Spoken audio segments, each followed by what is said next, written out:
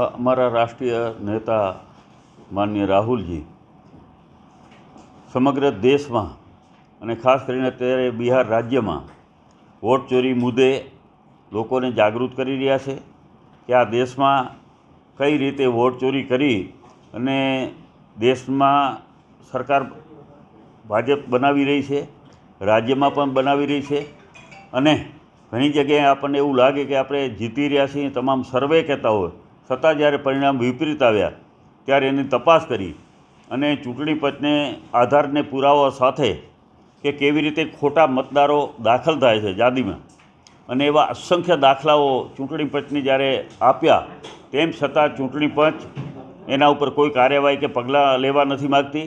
એના માટે થઈને આગામી 31 તારીખના અમારા અમદાવાદ મધ્યે રાજ્ય લેવલની એક મોટી રેલી થવા જઈ રહી છે અને વોટ ચોરી મુદ્દે ગાંધી આશ્રમની બાજુમાં આ રેલી થવાની છે, જેમાંથી કચ્છના તમામ તાલુકાઓમાંથી મોટી સંખ્યામાં આગેવાનો પણ જવાના છે. અને ખાસ કરીને જે મુદ્દાઓ છે એ મુદ્દાઓની હું વાત કરું તો અમે પુરાવાઓ અમારા રાષ્ટ્રીય નેતા રાહુલજીએ આપ્યા ચૂંટણી પંચને, એના ઉપર કોઈ જવાબ આપવાને બદલે ઉલટાની ધમકી આપે રાહુલજીને કે તમે એફિડેવિટ કરો અથવા દેશની માફી માગો. તો આવી ધમકી કંઈ સુપ્રીમ કોર્ટ નથી કે ચૂંટણી પંચ આવી ધમકી આપી શકે.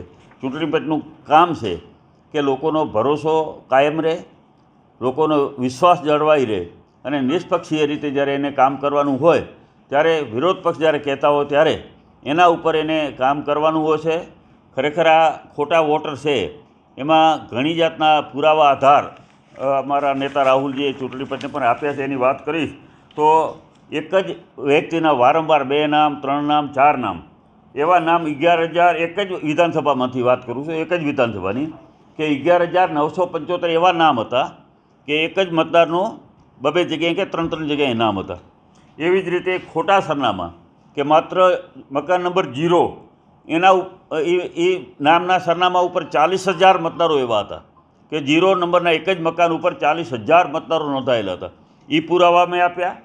એના પછી એક સરનામે જ ઘણા વોટર 10,400 મતદારો એવા હતા કે એક જ સરનામે લોકો રહેતા જોવા મળ્યા હતા. એક જ સરનામું કે મારું આ સરનામું આ વિસ્તારનું, એવા 10,452 અયોગ્ય ફોટા અથવા તો દેખાય નહીં એવું ખોટું કરવું હોય એટલે કાંઈક તો છુપાવવું પણ પડે, એટલે ફોટાથી ઓળખાય નહીં એવા 4132 વોટર એવા હતા કે જેના ફોટા ઓળખી શકાય એવા નહોતા. અને ફોરમ નંબર 6નો દુરુપયોગ, ખાસ કરીને કે ફોરમ નંબર 6નો ઉપયોગ એ કરવાનું છે કે જેનું નવું નામ મતદાર યાદીમાં નોંધાવવું હોય એના માટે છે.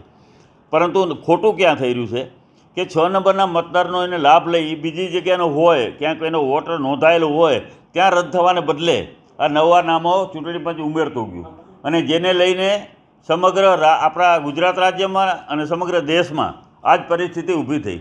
આપણા જિલ્લાની વાત કરું તો કચ્છ જિલ્લામાં પણ લાખો મતદારો એવા છે કે યા તો મોટા શહેરોમાંય રહેશે ને ગામડામાંય મતદાન કરે છે. મહારાષ્ટ્ર, મુંબઈ કે મોટા શહેરોમાં રહેશે ને અહીં આવીને મતદાન કરે છે. અને આવા અસંખ્ય આપણી પાસે આધારને પુરાવા છે, પણ ચૂંટણી પંચ એ પુરાવા લેવા માગતું નથી કે એને સમજવા માગતું નથી ઈરાદાપૂર્વક. અમારી વાત એક જ છે કે તમે ડિજિટલ યાદી તમે શા માટે ફોર્મેટમાં ભારતની જનતાને આપતા નથી? ડિજિટલ યાદી આવે તો ઓટોમેટિક બધાય જોઈ શકશે, દૂધનું દૂધ, પાણીનું પાણી થઈ શકશે. અને જ્યાં ડબલ નામો છે અત્યારે તમે એને ચૂંટણી કાર્ડ તમે મિલાવો તો તમને ખ્યાલ આવી જાય.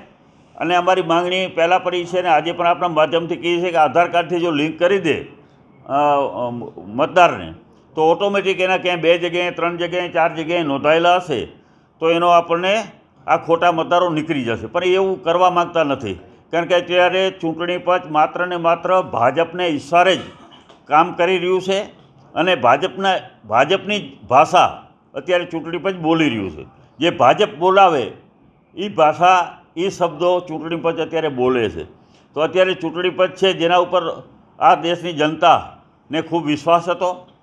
લોકશાહી બચાવવાની હશે, લોકતંત્ર બચાવવાનું હશે તો ચૂંટણી પંચે નિષ્પક્ષ રીતે કામ કરવું પડશે, પણ અત્યારે નથી થતું. તો આનો વિરોધ અત્યારે અમે આજે રાજ્ય લેવલની એક રેલી કરવા જવાના છીએ. આગામી દિવસોમાં સમગ્ર દેશમાં જુદા જુદા રાજ્યોમાં પણ રેલી થવાની છે અને જન જન સુધી પહોંચાડી અને સાચી વાત છે એ લોકો સમજે અને મતદારો આખો દિવસ તમે લાઇનમાં ઊભા રાખો, એ મતની તો કોઈ કિંમત જ નથી રહેતી. આપણે બધાએ જોયું છે કે અહીંયા પણ આપણે જોયું હશે કે 4 વાગ્યા પછી મતદાનની ટકાવારી એકદમ વધી કેમ જાય છે. તો ક્યાંક ને ક્યાંક ખોટું મતદાન પણ થઈ રહ્યું છે. એમાં વહીવટીતંત્ર, પોલીસ તંત્ર અને ચૂંટણી પંચ બધા અત્યારે ભાજપને સાથે મળી અને લોકતંત્રની હત્યા કરવા માગે છે. તો એના માટે થઈને અમે મોટી સંખ્યામાં ત્યાં જવાના છીએ અને ખાસ કરીને આગામી 2 થી 6 તારીખ સુધીમાં સમગ્ર તાલુકામાં પણ અહીંયા કને અમે સભાઓ અને સંમેલન જેવું કરવાના છીએ 10 તાલુકામાં. ત્યાં પણ લોકોને આ મુદ્દાઓ અને ઘણા બધા કચ્છના મુદ્દાઓ છે એના માટે પણ અમે લોકો સુધી અમે જવાના છીએ. બીજો મુદ્દો મારે અહીંયા આજે સ્થાનિકનો પણ 1-2 મુદ્દાઓ છે, હું આપને કહેવા માગું છું કે કચ્છ જિલ્લામાં કાયદો અને વ્યવસ્થા કેટલી હદે કથરી ગઈ છે. તમે વિચાર કરો કે મોબાઈલ માટે 200-500 રૂપિયા માટે લોકો હત્યા કરતા નથી અને એનાથી ગંભીર બાબત શિક્ષણ સંસ્થામાં પણ ક્યાંક ને ક્યાંક આ દૂષણ ઘૂસ્યું છે. ગઈકાલે જ લગભગ આપણે એક દીકરીને એક વિદ્યાર્થીએ સરી મારી આજે એમનું કરુણ મોત થયું છે. ખૂબ જ પીડાદાયક અને દુઃખ આપણને થાય આવી ઘટના અહીંયા કને કચ્છમાં પણ બને. થોડા દિવસ પહેલાં અત્યારે આદિપુરમાં પણ આપણે કોલેજમાં જોયું તો પ્રિન્સિપલને લાફા મારી દેવા જાહેરમાં. તો આ શું અત્યારે આ નવું જનરેશન કઈ દિશામાં જઈ રહ્યું છે?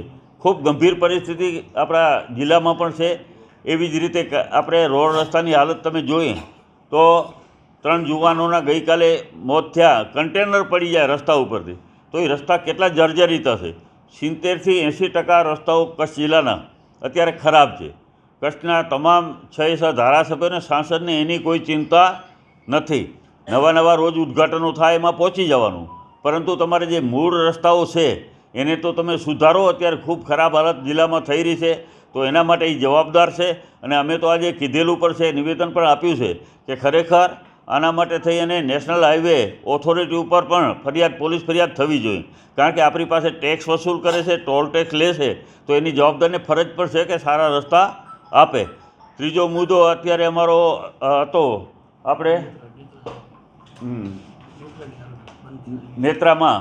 તમે આરોગ્યની કચ્છની પરિસ્થિતિ આપણે જોઈ કે જે આરોગ્ય સમિતિના ચેરમેન છે, જે જિલ્લા પંચાયત હસ્તક આરોગ્યની વહીવટ ચાલી રહ્યો છે, પણ એ નેત્રાના લોકો કેટલા ત્રાસી ગયા હશે કે ત્યાં એક દર્દીને ઓક્સિજન નથી મળતું અને ઓક્સિજન એક ન હોય એક હોસ્પિટલમાં એક બોટલ, તો આનાથી ગંભીર બાબત શું હોય? તો આ માત્ર તાયફાઓ કરનારી સરકાર છે. મૂળભૂત સુવિધાઓ છે કે આરોગ્ય સમિતિના ચેરમેનના ગામમાં જ જો આવા તમારા પીએચસી કે દવાખાનાને તાળા મારવા પડે લોકોને, આટલી નોબત આવે એટલે એનાથી હદે ખરાબ બાબત શું હોઈ શકે? તો તમામ ક્ષેત્રે અત્યારે આ સરકાર ફેલ છે.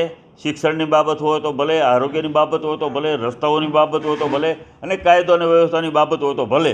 તો હવે તો બહુ થઈ જાય છે, હદ થઈ જાય છે. અને ગાય માતાને નામે મત લઈ અને વારંવાર સરકાર બનાવી છે અને અહીંયા સાધુ સંતો ઉપવાસ ઉપર બેઠેલ છે 4 દિવસથી અને એના જ ભાજપના સૂત્રોમાંથી અમને પણ કહે છે કે ભલે બેઠા હોય, આ મહાત્માની જરૂરિયાત છે, સંતની જરૂરિયાત છે, આ ભાજપવાળા કહે છે. એટલે એના ભાજપવાળાને એની કોઈ ચિંતા જ નથી. કોઈ એને સરકારના પ્રતિનિધિ તરીકે મળવા નથી ગયા, આશ્વાસન નથી આપ્યું કે કોઈ ખાતરી આપવાય નથી માગતો. વિચાર કરો આ કેટલી સરકાર કેવી રીતે કામ કરી રહી છે કે આવી ગંભીર બાબતમાં. એક દિવસ એવો હતો લોકશાહીમાં, લોકતંત્રમાં, ખાલી એક થોડુંક પણ કોઈ સામાન્ય માણસ 1 કલાક માટે બેસતું ને તો સરકાર એની ગંભીર નોંધ લેતું. અત્યારે આ બધું ભૂલાઈ ગયું છે. જે કરવું હોય તો કરે, સરકારને કોઈ ચિંતા નથી. તો ગાય માતાને નામ લેનારી, મત લેનારી સરકાર, ગાય માતાને નામે સત્તામાં આવેલી સરકાર જ્યારે સંતોનું પણ સાંભળતી ન હોય તો પ્રજાનું એ શું સાંભળશે? તો હવે સમય આવી ગયો છે, બહુ હવે હદ થઈ ગઈ છે. લોકોને પણ અમે કહીએ છીએ, અપીલ કરીએ છીએ કે અમે જાગૃત થાવ અને 2027માં અમે આ સરકારને બદલો, એવી આપના માધ્યમથી અમે વિનંતી અને પ્રાર્થના કરીએ. આભાર.